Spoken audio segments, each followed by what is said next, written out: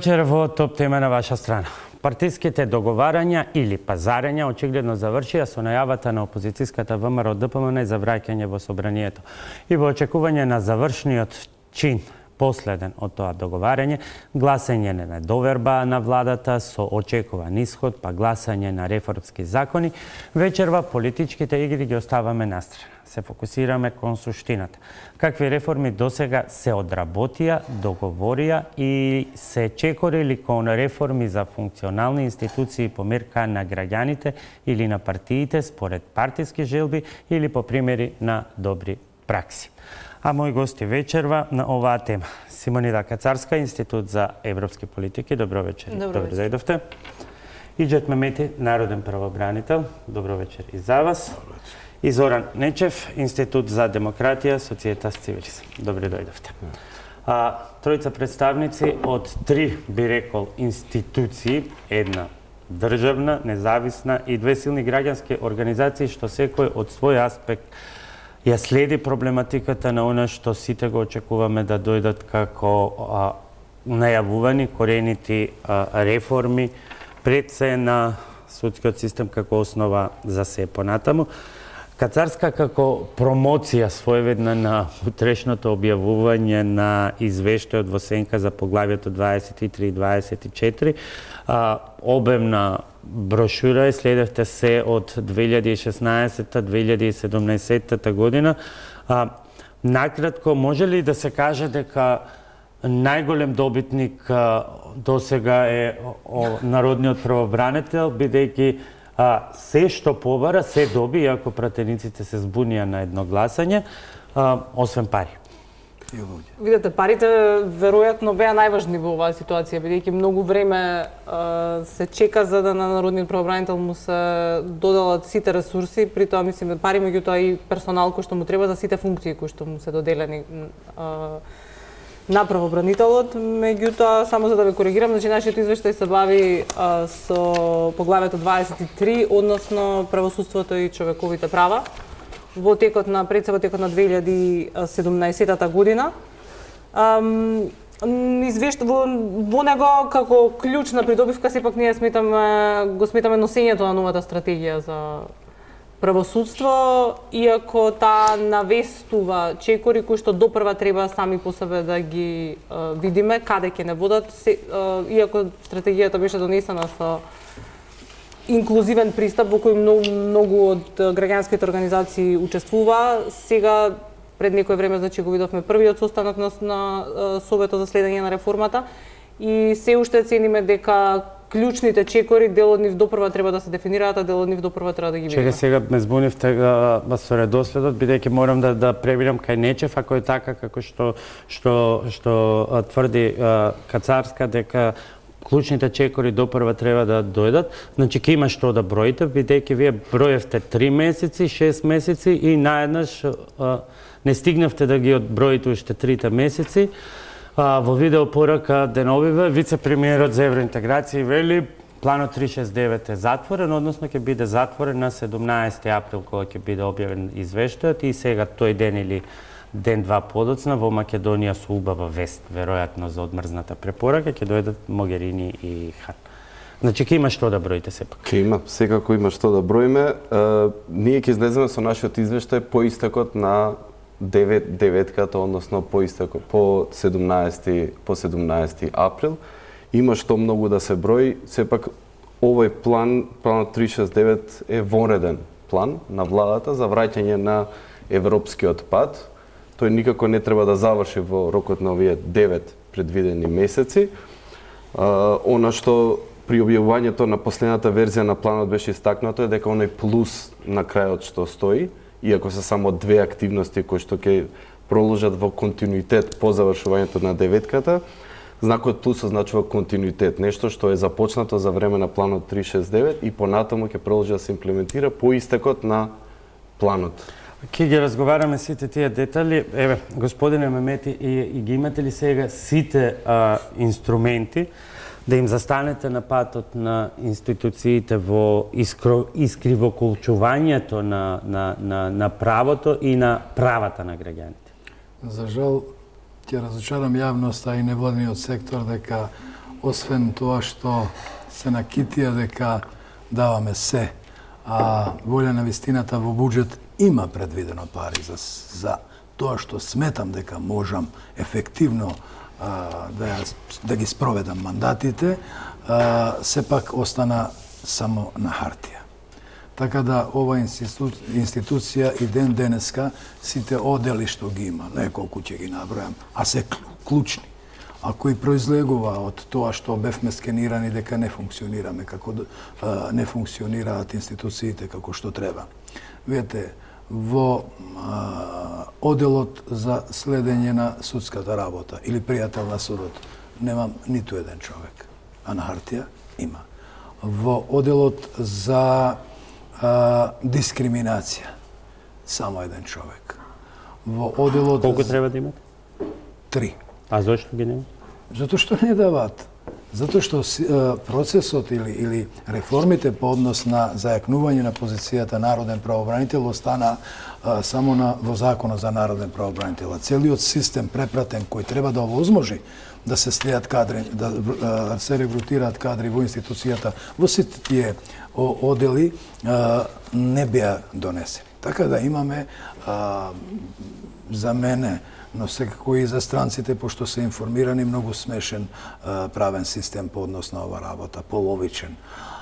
За жал, јас не гледам дека и во новата влада има волја тој систем до крај да се заврши, затоа што треба се менјат доста закони. Инаку, ако се остава на волјата на тие што ги спроведуваат законите, тешко е дека може народниот правобранител без проблеми новите надлежности или новиот мандат по однос на многу сегменти, знаете, и над полицијата и така натаму, не ќе може да ги спроведе. Да, имаше многу време се крена кога оние мерки за спроведување на препораките за надминување, се почна со тоа, со усвојување на тие 75 препораки од 19 области кои пратениците во првото гласање некако ги преспа или не знаеа што требаше да гласаат, па ги изгласаа во дополнителна процедура и тоа беше еден од првите големи чекори кои што ветуваше нешто. Јас што го работам извештајот за состојбите, мене ми е најтешко кога ја гледам со која леснотија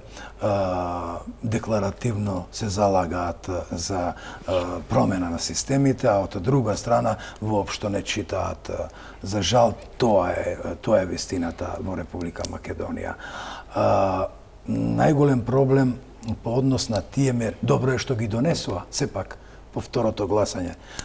Несериозно е и од страна на парламент да закаже посебна седница, како ќе се оправдува. Добро, ама тука вели сега на секој 6 месеци. И сега ако ги броиме така месеците, значи некаде 8 мај, би дошло тој период кога владата треба да реферира што е спроведено. Еве, јас ќе ви кажам што е спроведено. Освен, јас ги набројував во мојот прес институциите кои барем реагираат на препораките или мерките што собранието ги има изгласано.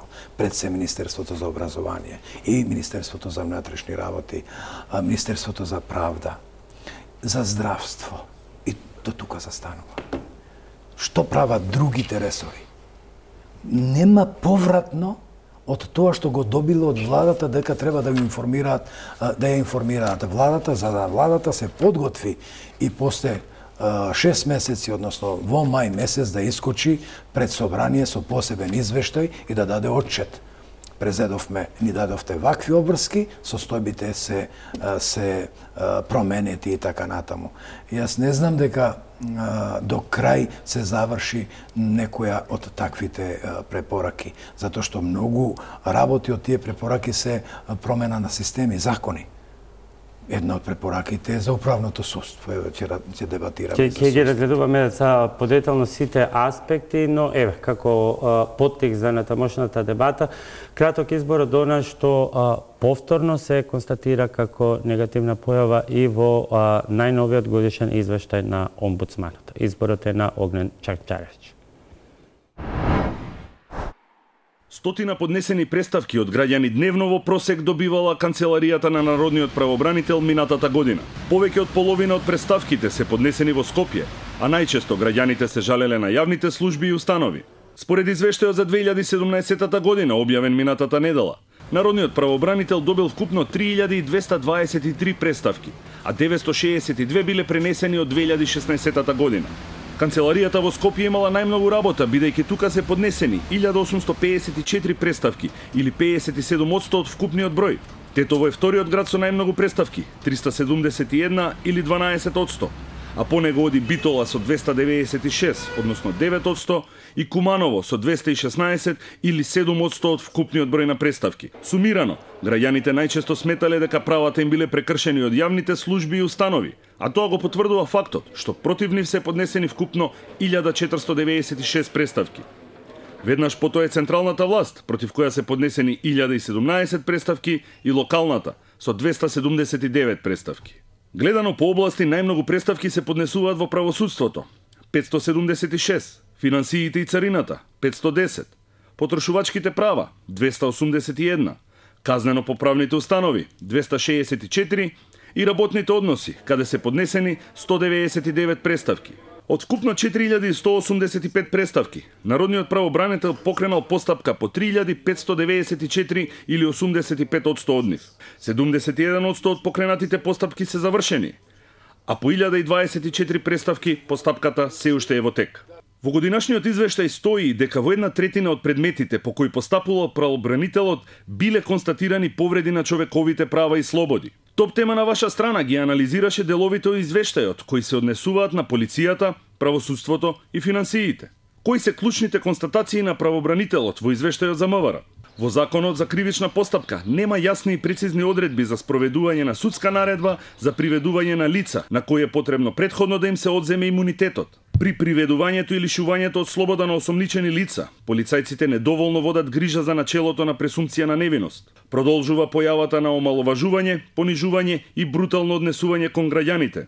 Јавното обвинителство продолжува да доставува ненавремени и непрофесионални одговори во однос на барањата на правобранителот, а кои се однесуваат на полициски службеници. Внатрешната контрола во МВР не ги истражува во целост барањата на Народниот правобранител и поплаките на граѓаните, а во постапката не ја вклучува жртвата и постапува субјективно и пристрасно. Правобранителот препорачува постапката за приведување и лишување од слобода на лица кои уживаат имунитет да биде регулирана на јасен и прецизен начин во Законот за кривична постапка. Во извршувањето на полициските работи, примената на средствата за присилба да биде строго утврдена и контролирана согласно меѓународните акти и стандарди. МВР да ја напушти арбитрерната пракса во прекршочната постапка во која истовремено се јавува и како подносител на барањето и како прекршочен орган. Правобранителот минатата година добил најмногу преставки од граѓани поврзани со правосудството, а речиси половина од нив биле за заштита на правата на граѓаните во постапките на извршителите. Како голем проблем, правобранителот ја истакнува неефикасноста на судовите и непочитувањето на судењето во разумен рок. Што констатираше правобранителот кога станува збор за правосудството? Нестручно и несовесно извршување на судската функција и несоодветен начин на организирање на работата во однос на предметите за издавање платен налог. Неефикасно работење на управните судови и одложување на постапките, како и непочитување на нивните одлуки од органите на државната управа. Јавните обвинителства до Народниот правобранител доставуваат формални, нецелосни и крајно несоодветни одговори за нивното постапување по одредени кривични пријави. Препораките се целосно испитување и утврдување на поединечна одговорност за грубото кршење на принципот за судење во разумен рок по предметите за издавање на платен налог, непречено остварување на надлежноста на Народниот правобранител да учествува на рочишта, да дава предлози и мислења кои судот треба да ги земе во предвид. Во делот кој се однесува на финансиите, од правобранителот информира дека најголем дел од преставките се однесуваат на радиодифузната такса и присилната наплата на истите од ОЈП. По ова прашање нема никакво подобрување и покрај бројните укажувања на тимот на Мемети.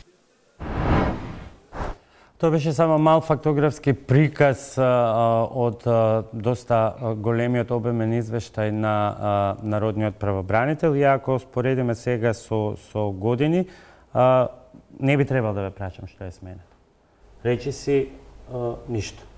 Видите, со самиот факт дека при моето излагање или објавување на извештајот наброив само 5 области. Морав да ги набројам затоа што таму гледам дека има исклучителна потреба да се информира јавноста. Имаше еден куп други институции и области кои воопшто не ги наброев. Тоа не беше случајно. Почнувајќи од затворскиот систем, социјалата, еден куп други работи. Реков дека ништо не е сменето. Се забележува дека поинаку е структуриран годинава извештајот и тоа онака како што се групирани се чини тие реформски приоритети кои што требаше да се завршуваат со единствено можам да кажам, агенда единствено можам да кажем дека или има стагнација, а факт е дека не може да се бележи напредок. И тоа е состојбата во Македонија. Си бедила колку дел од ова се поклопува, дел не се поклопува и со она што вие го следите. Колку е обесхрабрувачки по сите силни најави повторно да се навраќаме на вакви исти констатации. Иако реално и времето за некои поконкретни потези беше мало, меѓутоа ќе разговараме и за тоа, па од друга страна се носат и еве, очекуваме да бидат изгласани половични условно решение. Видете, јас мора да разграничиме неколку работи, значи ние состојбата ја следиме во однос на реформите во правосудството, борбата против корупцијата и темелните права како дел од пристапувањето во ЕУ. И наша примарна референтна точка беше извештајот на Прибе во втората втората верзија од 2015 и 2017 година. Тој имаше за цел сепак да делува на системско ниво во насока на ослободување на институциите и додека пак извештајот на Народниот правобранител се бави со проблемите на терен и тука имаме две нивоа, сепак би рекла различни за кои што говориме, за кои што мора да бидеме свесни. Она што ние работиме и нашиот мониторинг беше со цел да регистрираме дали постои барем волја и напор за системски реформи, кои што не верувам дека можеше да доведат до ефект во ова време кога што го имавме на ова за ова што говориме ние кај Народниот правобранител и значи реализација и унапредување на реализација сега и веднаш. Реализација во 2017 година, ако споредиме со 2016 дефинитивно. Иако значи долгорочната цел на истите тие реформи е токму тоа да се види кај во извештајот на Народниот правобранител барем намалување на представките или пак да се бави со пософистицирани проблеми од оние со кои што се бави во моментот, како што беше спомнато, например, состојбата во затворите. Затоа ве споив што е теорија или декларативно со она што е реално. Дефинитивно. Јас мислам дека доколку реформите во правосудството земат замав, има потреба од одредено време, бидејќи за да се спуштат на нивото на реализација кај граѓаните. Сега, она со што ние во нашиот извештај кој што е од средината на 2016 до денес, значи регистриравме сепак неколку периоди во кои што ако погледнеме наназад можеме да го групираме развојот во оваа област, односно имаме период до изборите 2016 година кога сите се припремавме за изборите, кога не можевме да говориме за реформи воопшто. Од изборите имавме период на стагнација до изборот на владата до 2017 и мора да бидеме свесни дека поради системот во кој што живееме, многу од овие веројатно и дел од реализацијата за жал за правата за кои што говори Народниот правобранител беа оневозможени, односно дел од овие институции не можеа да функционираат, што е карактеристика на заробена држава, дали е заробена од партијата или е заробена од екзекутивата, како што вели во привекајност, дали е заробена од владата, без разлика. Сега во тоа ослободување на институциите треба централна улога да имаат ваквите институции како што е Народниот правобранител, бидејќи тие се една карика на целиот систем. Она што ние го гледаме барем во нашиот извештај е дека се отвори простор да издискутираме каде ни се проблемите во општеството. Меѓутоа, дали ги пронајдовме, дали се уште можеме да ги видиме клучните решенија е веќе друго прашање, бидејќи ние сепак и во стратегијата за правосудство постојат отворени прашања во однос на улогата на многу од институциите, како што е Судскиот совет и така натаму, за кои се е отворено како ќе ги решиме понатаму. Ајде да се задржиме на оваа прва област која што ја начнува и Народниот правобранител, ја третирате и вие, се третира и од страна на Институтот за демократија, односно планот 369 и да видиме што тука е направено и во кој степен тоа се реформи кои што Кацарска вели би биле системски, а колку се само половични? Најпрвен радува фактот што приоритетните области предвидени во планот 369, односно подобро кажано во делот 6, не толку во делот 3, кореспондираат со ова што го кажува народниот правобранител. Во делот на реформите се битни во делот на правосудство, реформа на разузнавачките служби и јавната администрација. Толку можеме да видиме каде се адресирани највеќе од представките. Во делот 3 тоа не беше случај. Судските реформи беа една од последните приоритетни области кои што беа напоменати, иако владата кажа дека редоследот на истите не значи приоритизација во однос на реформската агенда, но за разлика од тројката, во шеската тие добиваат на значење. Тоа беше и насоката или препораките кои што ги добија од Европската Унија. Ќе напоменам дека планот 369 е вореден план и е во многу кус временски период. Она што беа наши укажувања е дека не треба овие реформи да започнат и да завршат во овие 9-10 месеци колку што предвидува планот. Туку треба да се започне со круцијални, битни реформи и истите да продолжат по истекот на овој план.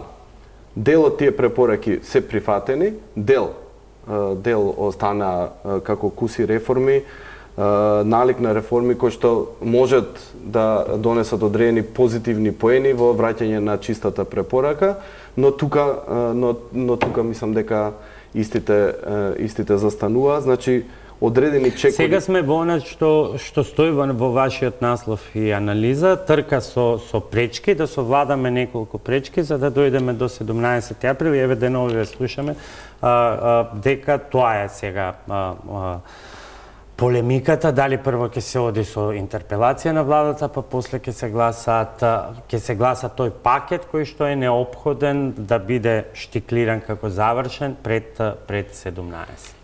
Но колку се тоа пречки ради форма за да се стигне до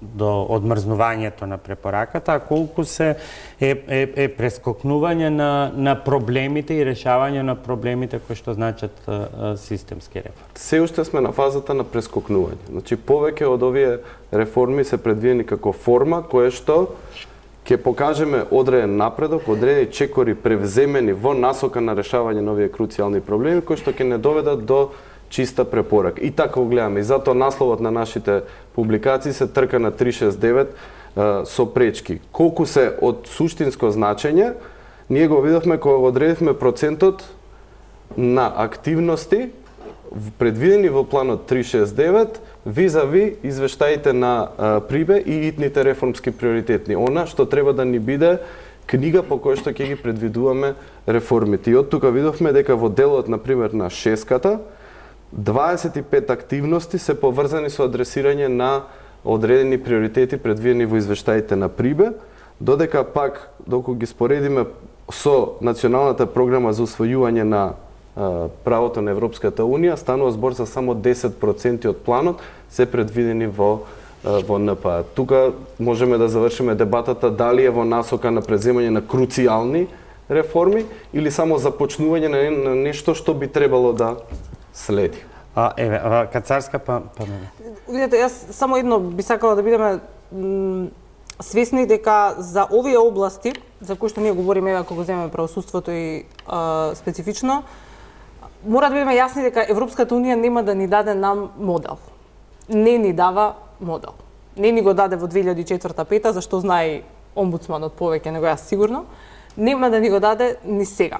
Она што мене ме загрижува со 3, 6, 9 месеци е дали во тие 3, 6 или 9 месеци се креираше простор за да може да си ги процениме ние заедно со судиите, со обвинителите, со адвокатите, каде ни беа грешките предходно и дали можеме ние да најдеме начин да ги адресираме. Тоа е нашата грижа всушност, бидејќи не можеме да очекуваме, мислам дека ни процентите не ја илустрираат тешкотијата на ситуацијата во која се наоѓаме, имајќи во предвид, само имајќи во предвид дека ние први во регионот ги започнавме овие реформи и кои што како модел се мултиплицираат и во останатите земји, покажавме дека дека реформите во однос на и Зора има опишуваното тоа, моделите на судските совети кои што ги применивме и така натаму, се злоупотребија, значи не успеа да не доведат онаму каде што очекувавме.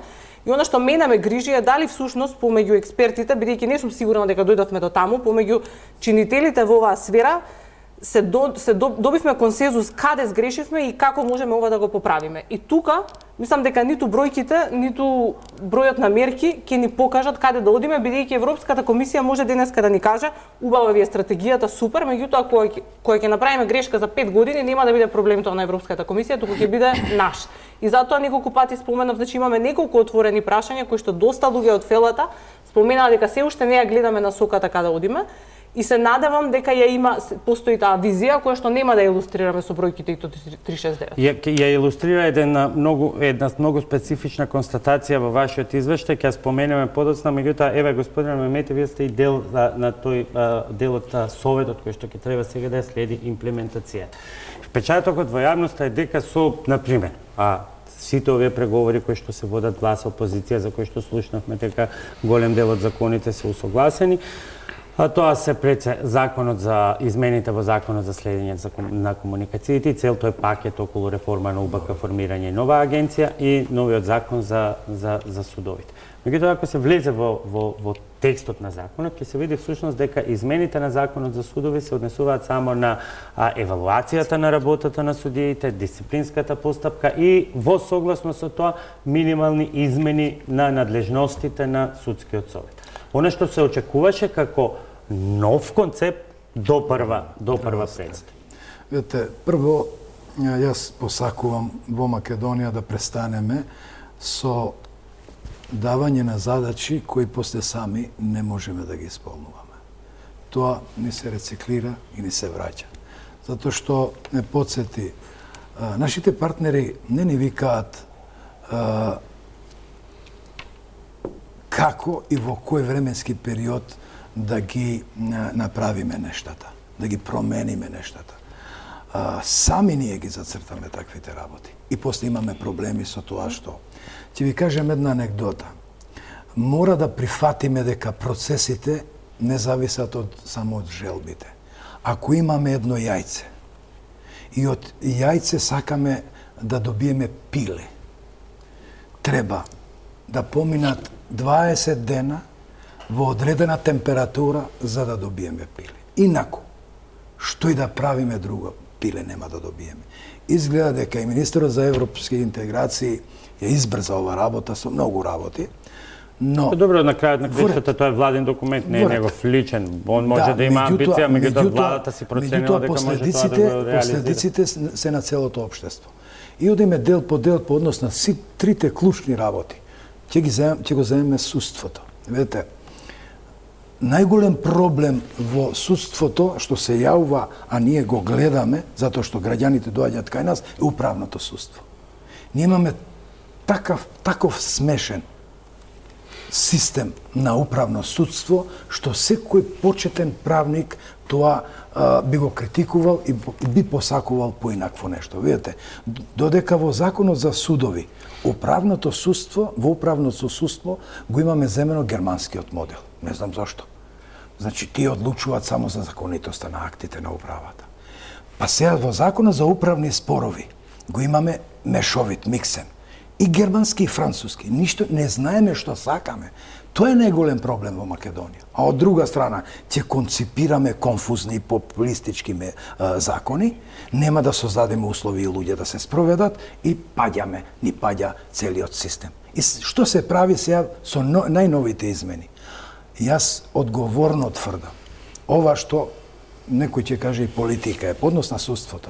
Видите, се преговара, граѓаните се во исчекување како би требало и дали е возможно ВМРО да влезе во собрание, таму кај што им е местото, за да се изгласаат реформските закони. Ако влезете во законот за судови, ако влезете во законот за судски совет, ако влезете во законот за академија на суди и обвинители, знаете што ќе најдете? Ако ги детектирате предлозите на ВМРО, тие се смешни. Само во законот за судовите тоа било најкрупен проблем за дисциплинската постапка судија, ако за 3 дена не успее да го искуца актот, судската одлука, ќе одговара дисциплински за тешка повреда, или ако не успее. Значи, зошто не навлегуваме, ако сме желни, ако сакаме, и како опозиција, и како позиција, да правиме реформи, суштински, да го осеќат граѓаните, нема да одиме со вакви шминки, затоа што со овие закони, факт е дека ќе покажеме во Брисел дека нешто направевме, а во суштина ништо. Видите ја... Што говори тоа? Дали тоа говори тоа што го спомена Кацарска, дека се нема јасна насока? Не, политиката е проблемот. Затоа што сите работи се гледат од политички аспект. Видете го законот за академија на суди и обвинители. 4 години немаме академија.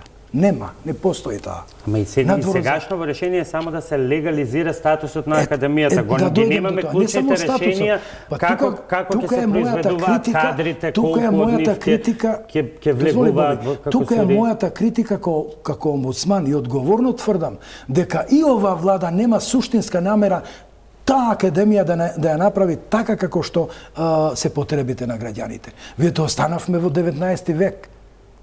Учење на памет. Електронскиот начин за полагање во таа академија потхитно треба да го нема. Ако сакаме вистинска реформа, реформите сега се само управниот одбор како да се конципира, за да продолжиме и ние како старите. Одиме понатака во полициската област. Ќе ви кажам една работа која јавноста не ја забележа, а е многу суштинска, која покажува која е намерата на тие што ги предлагаат законите. Видите, секој почит кон тамо посериозно беа направени, затоа што бевме вклучени ние како институција. Да, и ние бевме вклучени како институција да ги следиме. Што се случи?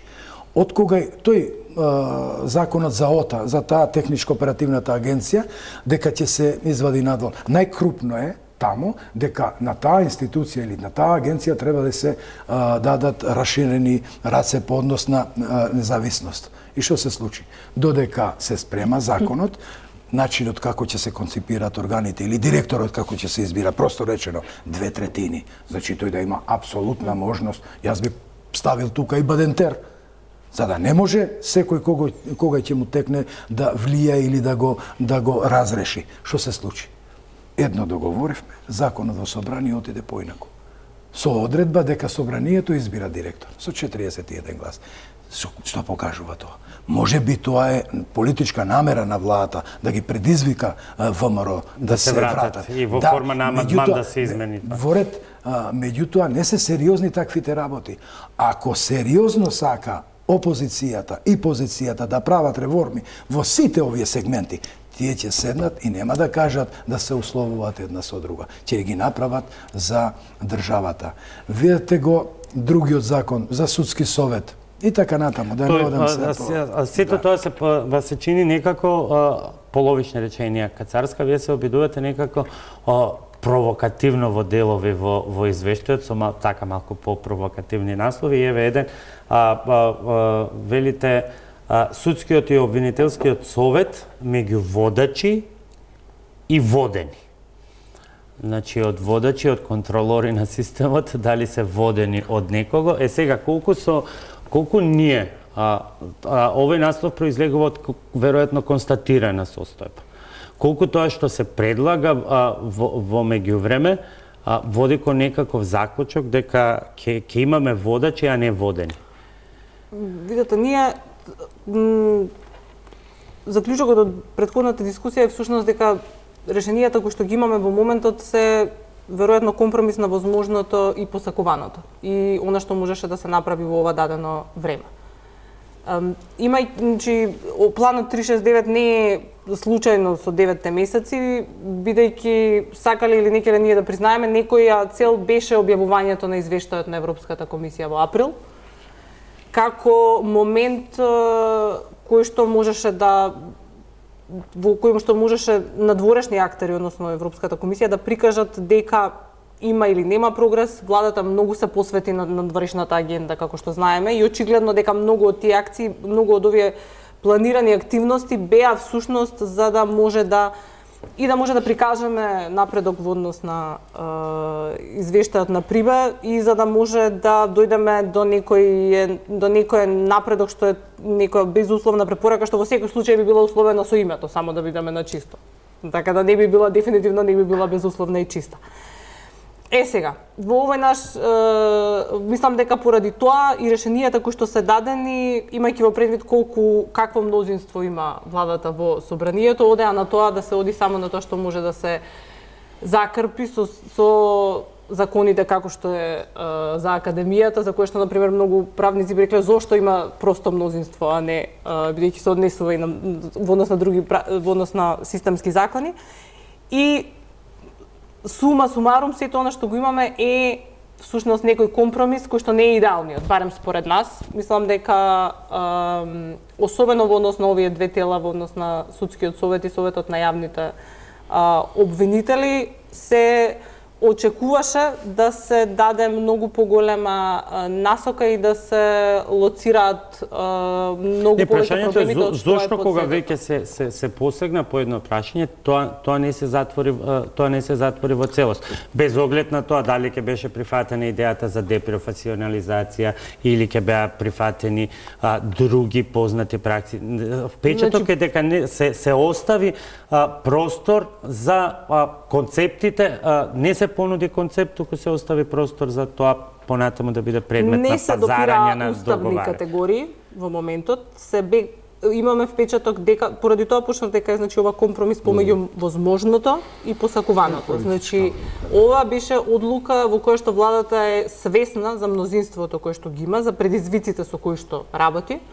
И целеше на краткиот рок, затоа неколку пати го споменав претходно, да се бави според мене само со закони кои што можеби да се допрат со просто мнозинство и за кои што се уште се бара компромис за да се врати опозицијата во собранието, бидејќи дури и тие закони беа блокирани всушност, ако погледнете понатаму. Така да според мене беше реална проценка во однос на тоа колку може, што не е посакувано за никој од нас тука, дефинитивно, а не е посакувано ни за македонската јавност, ни за понатаму за нашиот живот тука. Меѓутоа веројатно беше проценката на тоа што може да биде едноставно ова е политичка одлука со која сакаме како држава, владата мислам, да даде сигнал дека можеме и заедно со опозицијата. Само тоа е поради тоа се реформите или овие пакетот закони е сведено на тој минимум што според мене барањата на опозицијата, ако сте ги читале, ќе се повторам, се несериозни и многу смешни. Затоа на почетокот кога концепираа планот содржеше многу активности кои што искачаат од рамките, односно надлежностите кои што ги има владата. Со идејата дека ова представува општествен план за реформи. При тоа, во многу сегменти го гледаа своето собствено мнозинство, но тука се гледа и капацитетот на владата, односно на владеачкото мнозинство, да ја подаде раката кон опозицијата за донесување на овие круцијални реформи. Зашто за одредени закони е потребно двотретинско мнозинство, а тука станува збор за демократски капацитет на државата и зрелост на политичките чинители да донесат вакви крупни реформи. Тоа значи дека големите партии треба да седнат и да се договорат за оние реформи кои што се битни за граѓаните на Република Македонија и Европскиот пат. Да, но сите вие констатирате дека не можете да го препознаете концептот и правецот. Еве и низ конкретен пример.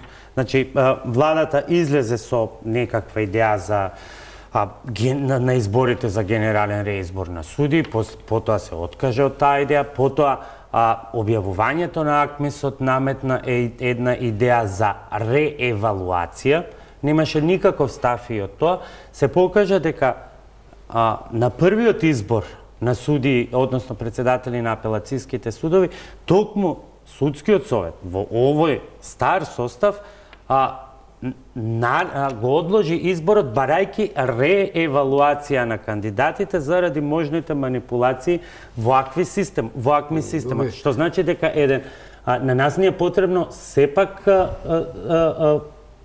политичка храброст или како сакате наречете да се излезе со концепт. Да, ќе има револуција, нема да има револуција. Да ве информирам што сега се случува во судски совет.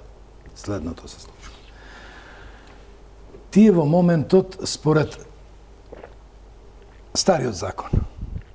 Разрешување на судија се разрешува со 2/3 од вкупниот број на членови на Советот кои имаат право на глас. А тоа се од 15-14, пошто министерот нема право на глас. Со измената на законот добивме друга ситуација. Само ако дозволи, многу интересно е и тамо се е заглавено и по однос на разрешување. Сега ќе ви кажам. Затоа што со новиот закон, исто така, за разрешување на судија, потребни се 2/3 од членовите на Советот кои имаат право на глас. А со новите измени, право на глас за конкретни предмети немаат и судијата известител и тројцата членови на Советот. Што ќе ни се случи се? Некој во Советот го толкува поинаку, другиот понатака. Тие предложиле и бараат толкување од страна на Собранието. Собранието да каже што таа одредба на закон подразбира. Значи, и делот на тоа што значи разрешување се е укочено. Не може лесно да функционира. Видете, пак се враќаме на основното. Несериозно предлагаме нетемелни закони, закони кои често, јас напрез го кажав, се популистички, дополнително создаваат проблеми и не се справедливи. Ова ни се враќа никако да ја научиме лекцијата дека нешто, ако треба да надградиме систем, многу повеќе треба се трудиме по однос на тоа како би ни функционирал. Сакаме, но не ни се дава ни пари, ни луѓе, никога ги подготвуваме законите, консултираме се што треба да консултираме. Вете за јавната администрација. Тек ќе дојдеме во тој систем, тој е огромен систем кој граѓаните мака мача да доаѓа до нивните права. И не случајно јас предложив радикални промени, викам, трансформација и на правото и на луѓето што се во администрација, затоа што тоа е спасот за граѓаните и за општеството.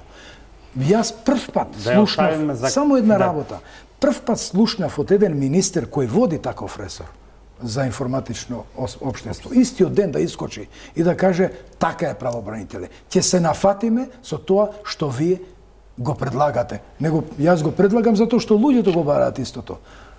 Па видете сега, ако е коренита реформа на администрација од 139.009 лица со 1.304 институции, да кажете дека никого нема да отпуштите, тука имаме многу посериозна тема за дебат. Тука одиме со првата пауза за реклами, а потоа и околу останатите прашања, пред се концептите кои повторно се наметнуваат околу функционирањето на и не само судските, туку и на независните регулаторни тела повторно по принципот нати дајми, односно предлог на кандидати од страна на опозицијата или власта.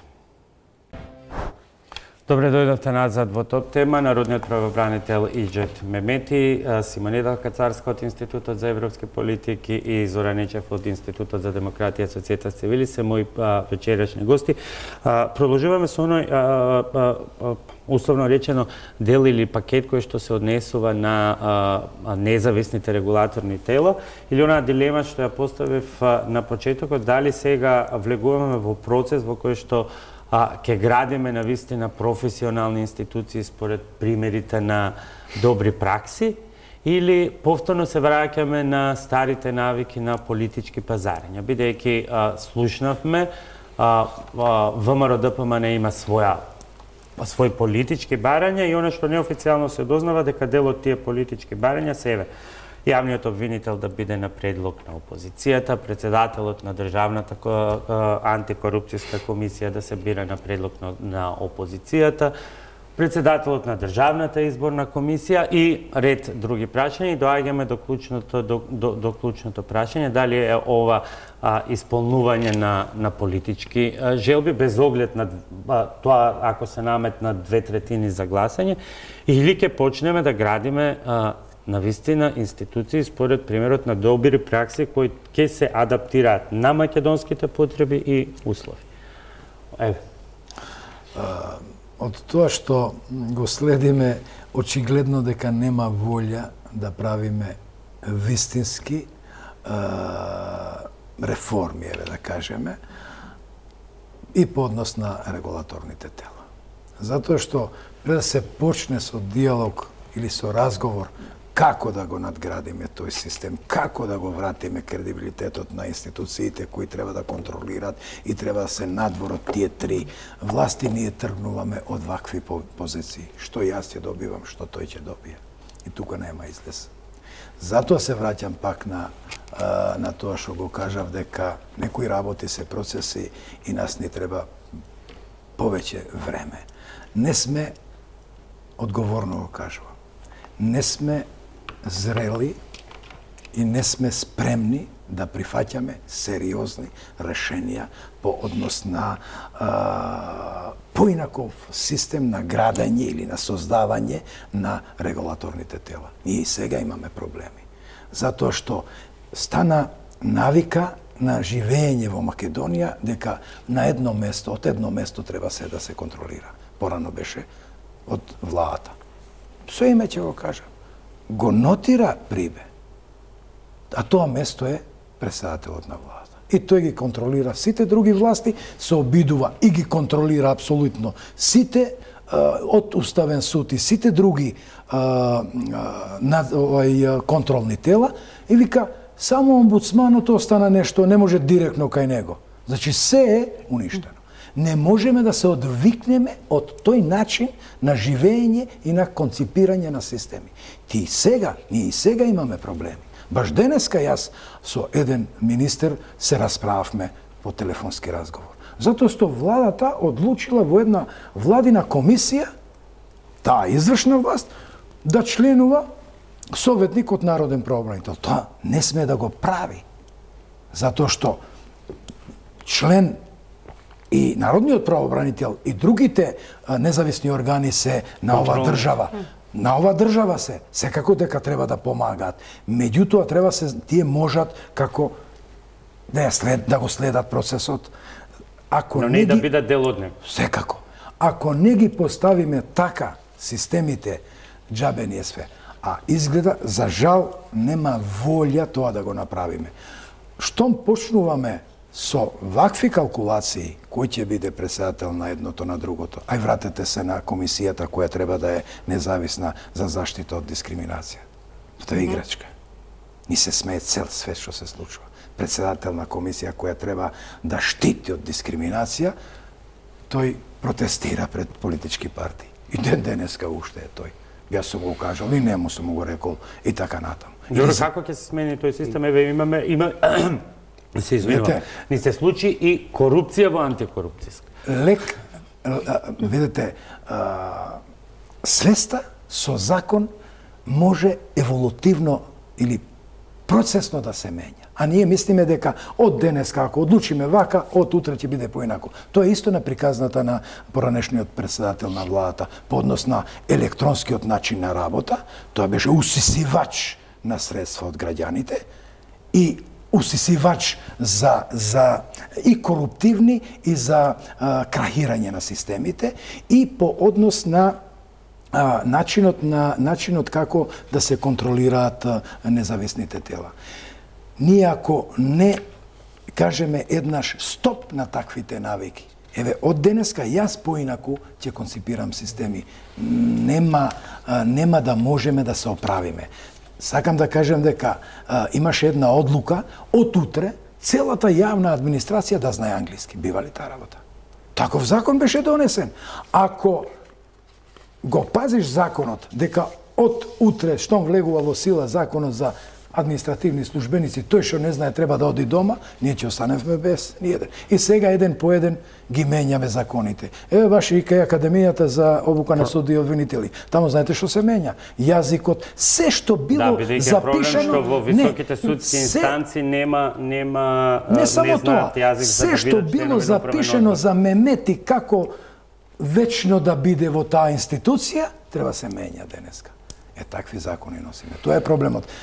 Да се вратам, се додека не се менја свеста, а тоа е полека се менја, ние треба тоа што го правиме сигурно да го правиме, а не ден за ден. Очигледна е потребата од професионална администрација, без разлика за кој државен орган или независно или регулаторно тело станува збор. Ако не е сватено тоа од новата влада, тогаш ќе се соочат со истите проблеми што се соочи претходната и очигледно е дека не ја научиле лекцијата од претходната власт. Од тука кажано, за сите овие позиции потребно е донесување на луѓе кои што се професионалци, луѓе со интегритет. Зашто тоа се испостави дека е единствено нешто кое што може да води кон некаков вид на резултат. Дали е тоа во Државната изборна комисија, дали е тоа во ДКСК. Значи, тоа беа институции во кои што беа номинирани членови на сите партии. И видовме каде завршија. Очигледно, кога станува збор за корупција, дека политичката боја и не е толку битна. Дека тука имаме консензус. Парите обединуваат. Имаме консензус што треба да се прави. Кацарска. Јас би додала на она што го спомена Зоран, дека кај независното тело е силно онолку колку што е силен тој што го води, или членовите, како што беше споменато на овие тела. Бидејќи нивната улога, за разлика од административниот службеник, е токму тоа да застанат спроти полугите на моките. Како што е улогата на омбудсманот кој што е денеска тука со нас, на многу од овие комисии е улогата да ги пресечат на крилата на администрацијата кога ќе претера, како што имаме проблемот со нашата комисија за заштита од дискриминација. Затоа кај нив е дополнително повеќе значајно да биде водството со интегритет и оние членови кои што седат таму со интегритет. Имаме примери од многу земји од регионот дека тие институции се силни онолку колку што е силно водството. Како што треба да биде силна водството на канцеларијата во владата која што седи за соработка со граѓанскиот сектор, бидејќи честопати треба да застане и да се спротистави, исто така треба да биде силно водството на ДИК и така натаму. Ние видовме сепак, дека веројатно се обиде да се направи притисок преку дел од оставките, кои што верувам дека дел од нив не беа толку од лични причини колку што ни беше кажано. Ниту пак толку спонтани.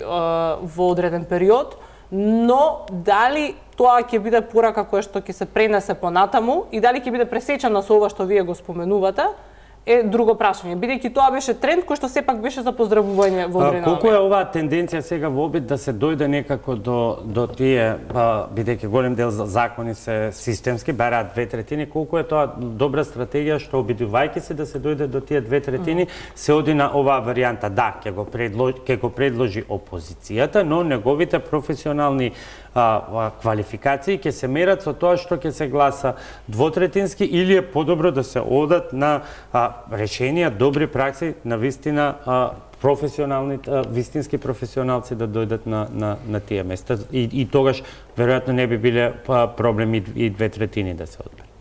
Видете, тука ќе зависи многу од она што ќе го изберат всушност и партиите, прво, бидејќи не знаеме сега кога ќе предложат, да речеме дека решиле да свртат лист. Многу од овие исходот ќе зависи од дел оние каде што ги назначува комисијата во собранието за назначување.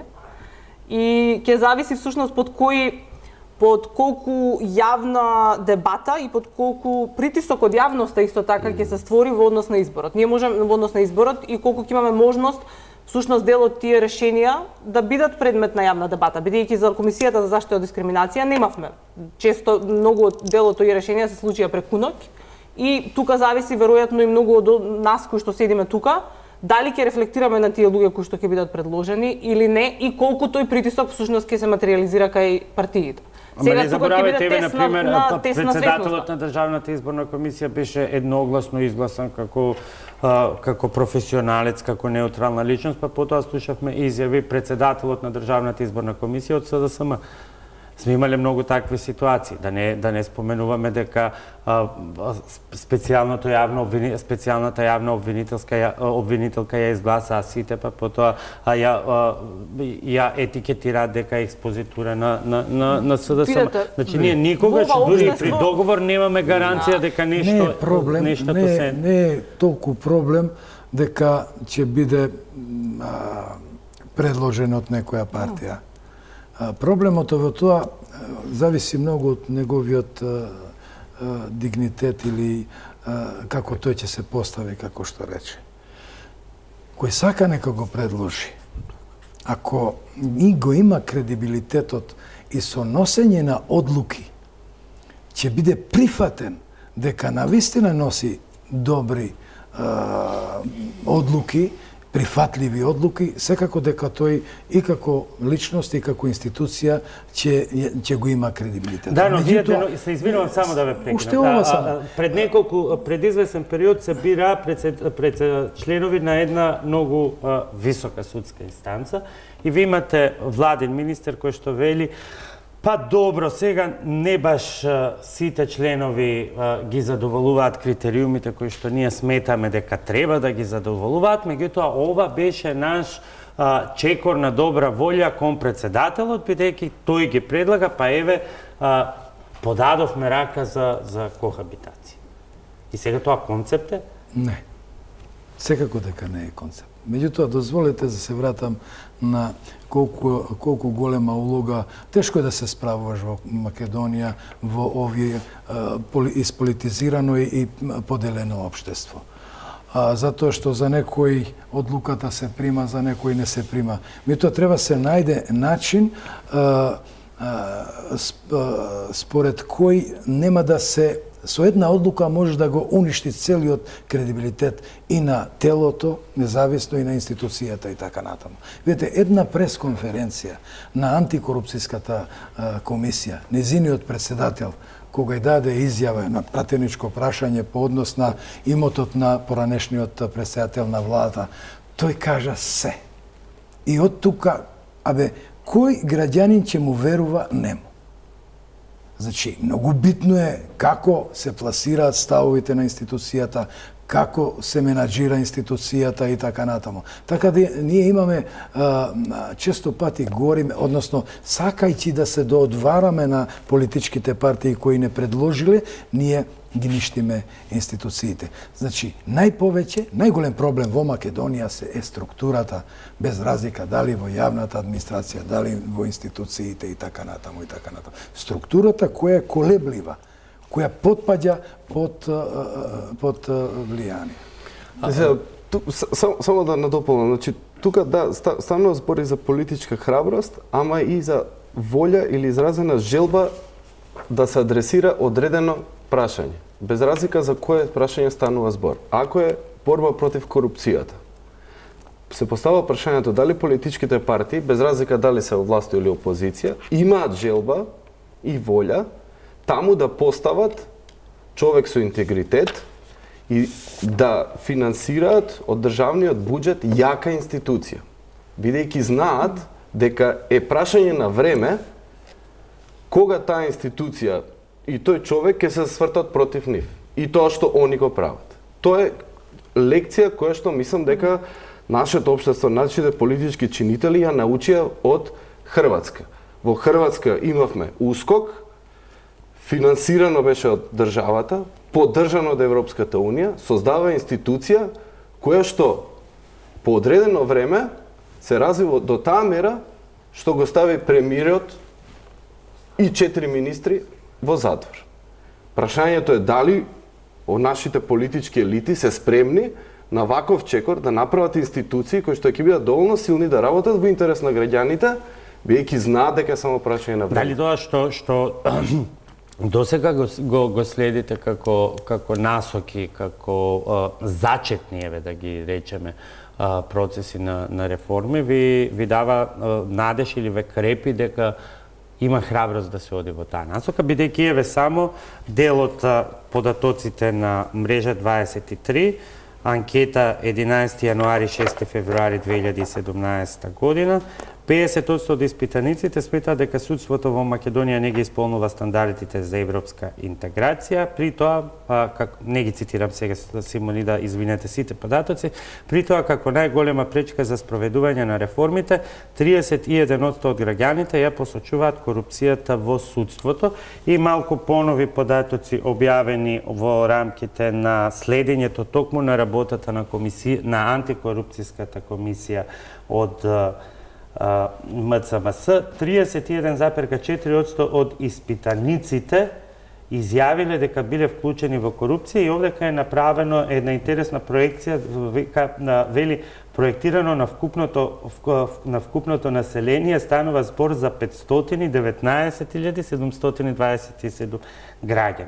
Споредено со тоа, во 2016 година само 145 лица биле осудени за злоупотреба на службена должност или подкуп, што значи стапка на ефикасност на институциите од 0,03% случаи откриени и завршени со пресуд.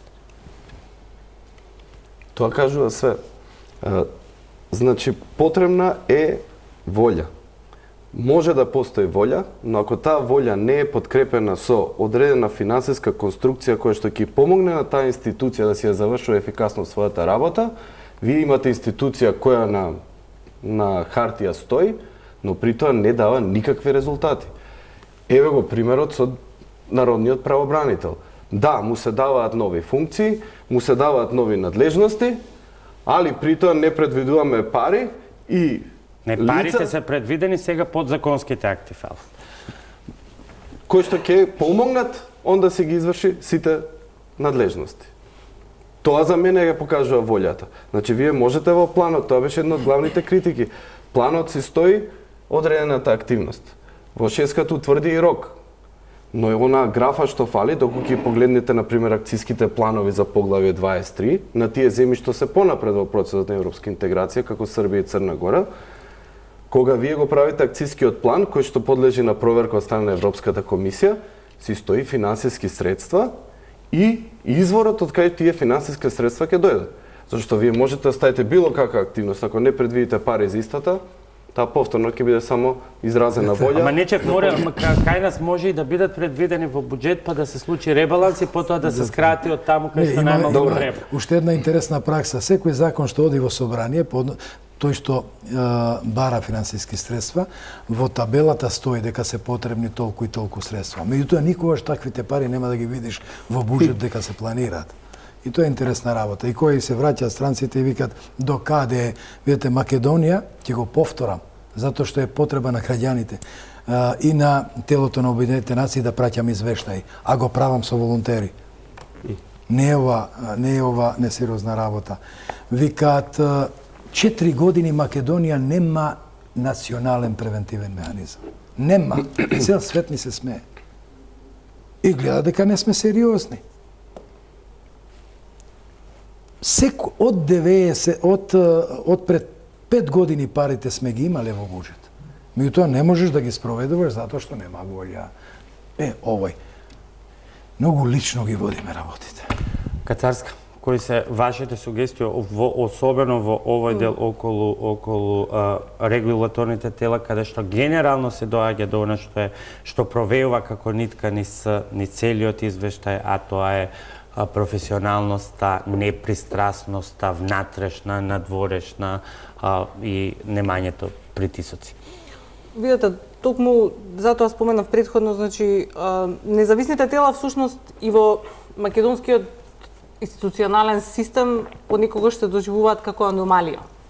Бидејќи не се, дел од нив се и доста нови, дел од нив се уште се кубурат, дали се со простор, дали со човечки капацитети, и ова е случај и со дел од нив кои што треба да се бават, например, како што е Комисијата за пристап до информации од јавен карактер, кој што ни е исклучително значајна, кој што исто така ни е многу важна.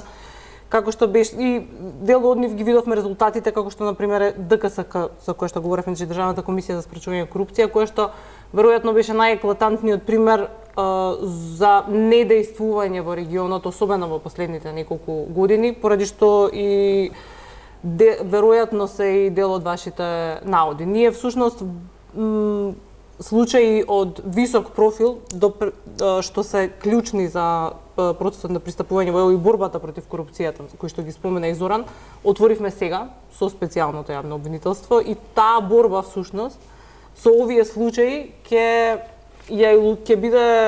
го илустрира исходот на македонската борба против корупцијата барем во оваа декада, во овој период, додека се до крајот некаде во наредните 5 години, да речеме.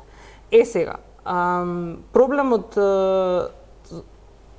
ние дали сега прашањето е дали всушност ни требаше СЈО кога веќе ги имавме сите други институции и кога имавме и независни тела кои што веројатно требаше да ги лоцираат овие аномалии, но очигледно е дека не сме имале доволен систем на контрола ниту од страна на независните тела, а ниту од страна на собранието, за да дојдеме до овој степен каде што вие со овие податоци кои што вие говорите. Ние во секој случај нашите препораки се во насока на зајакнување на независните тела и особено во однос на Државната комисија за спречување на корупција, на која што сметаме дека е потребна многу потемелна реформа во однос на секој аспект на работата која што се вршеше досега. Имаме уште време за по едно прашање. Доаѓа 17-ти, нема да бидам малициозен да кажам дека после 17-ти доаѓа 18-ти, но што од 18-ти? Очигледно е дека надвор од името, препораката ќе биде одмрзната, иако ни требаше долго време, 2-3 години да се договориме дали ни е замрзната, сега јасно ни е кажано дека ни е замрзната. И сега несомнено е дека ќе биде одмрзната, но што понатаму? Видете, моето клучно прашање и мојата клучна грижа е дали после 18-ти ќе се продолжи со истата, барем со поголема стамина и со поголема енергија на реформите, доколку не започнеме преговори со Европската Унија, кој што сепак, доколку препораката е условена од името, не ни се толку блиску и се надевам дека всушност владата ќе продолжи и посуштествено, дури и во случај да не ги имаме директен почеток на преговорите и ќе ги направи сама тие планови кои што ги спомена претходно Зоран, во кои што ќе имаме јасни индикатори каде целиме и ќе ги зајакне сите овие аспекти за кои што говоревме, особено во однос на независните регулаторни тела и конечно дали ќе успееме да донесеме дел од овие реформски зафати, бидејќи мојата грижа всушност најголема во однос на тоа колку пати го споменавме 17 април е дека дел од овие прашања ги решаваме можеби за да покажеме на Европската комисија, не за нас внатре, што не ни и се надевам дека тоа не е случај.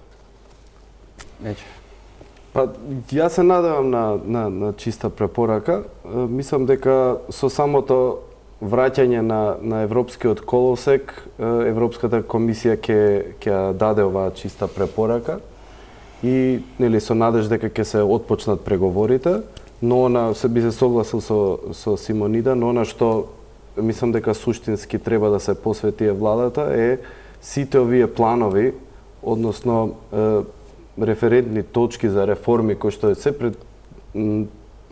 таксативно наброени во планот 369 ќе бидат суштински имплементирани.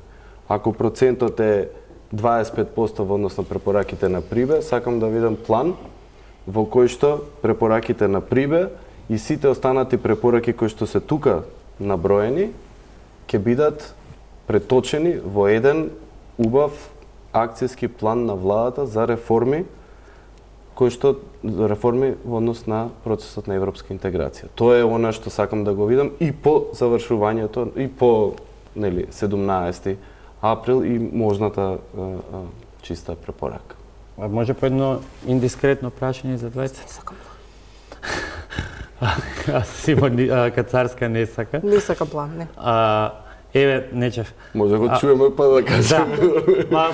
Не е толку тешко. И двајцата доаѓате сте биле дел од администрацијата, сте биле дел од СЕП, би ги ставиле повторно своите знаење и ресурси во функција на ова што го говорите, доколку некој го бара тоа од вас, или подобро е вака од страна да се мониторира и од друг аспект да се дава придонесот кон европскиот пат? Видете, преговорите се предизвик за било кој што работи на европската интеграција. Јас во своите 5 години во секретаријатот за европски прашања, сите нам не беше тоа целта. Во секој случај има многу модалитети да се вклучите А никогаш не треба да кажете никогаш доволно сум возрасна за да може за да тоа го научив до сега. Не е толку индискретно, гледате. Зора? Па одговорот био да биде многу слична насока. Но она што е, ја мислам дека за моето време додека јас бев во секретарот за европски прашања научив многу. И тоа беа годините кои што Македонија успеа да добие позитивна препорака за отпочеток на преговори, ја доби визната либерализација. Во тие години ја мислам дека тоа беше еден од резултатите кои што... Знае ли државата да негува такви кадри, бидејќи ако го вратиме списокот наназад, ќе видиме дека никој веќе не е таму. Па резултатот... Односно само 5 мина. Резултатот е очигледен. Повеќе имате во невладиниот сектор отколку во секретаријат. Едно е што сите посакуваме. За разлика од нив, јас сум и убеден во тоа дека процесите одат таму каде што е целта. Во прашање е следното, мојата грижа. Во која брзина ќе успееме да го надминеме тоа што ни избега. Инаку враќање, јас сум убеден дека враќање назад нема. Колку ќе ни траат процесите по однос на враќање на во нормала функционирањето на сите институции во државата, тоа малце ме загрижува. Јас би посакувал тоа малце побрзо да оди. Меѓутоа, очигледно дека политичките партии тоа не го сакаат. Не го сакаат калкулирајќи за нивни позиции и така натаму. Може да се забрзат работите, ако има храброст и изборниот систем да се менја во Македонија. Тоа е сосема друга тема. Морам на крај вас да ве прашам и бидете кратки, бидејќи влегуваме, го пробиваме терминот. Се конституираше Советот за наблюдување за следење на имплементацијата на судските реформи. Имавте првата конститутивна седница. Како тоа ќе функционира? Имаше многу дилеми околу тој совет. Како вие ќе седите заедно на иста маса со неколку кој што по дефиниција на вашата служба треба вие да го контролирате? Да, апсолутно така е. Видете, и јас се мислив на тоа. Меѓутоа одлучив да учествувам затоа што сметам дека има потреба и можам да придонесам. Со самиот факт дека се работи за Совет за следење на реформите. Стратегијата е донесена. Мислам дека сите челници на врвните институции во државата многу што можат да информираат во Советот за да се иницираат па ако има потреба и промени во стратегијата. Видите, кај мене се следат доста работи по однос на многу нешта како се спроведуваат законите. И мислам дека е од полза на Советот да информирам затоа што и оваа институција е на Република Македонија како што се и другите. Ви благодарам на сите што вечерва бевте мои гости. Почитувани, тоа беше се во вечерашната топ тема на ваша страна. Останете и натаму со тема.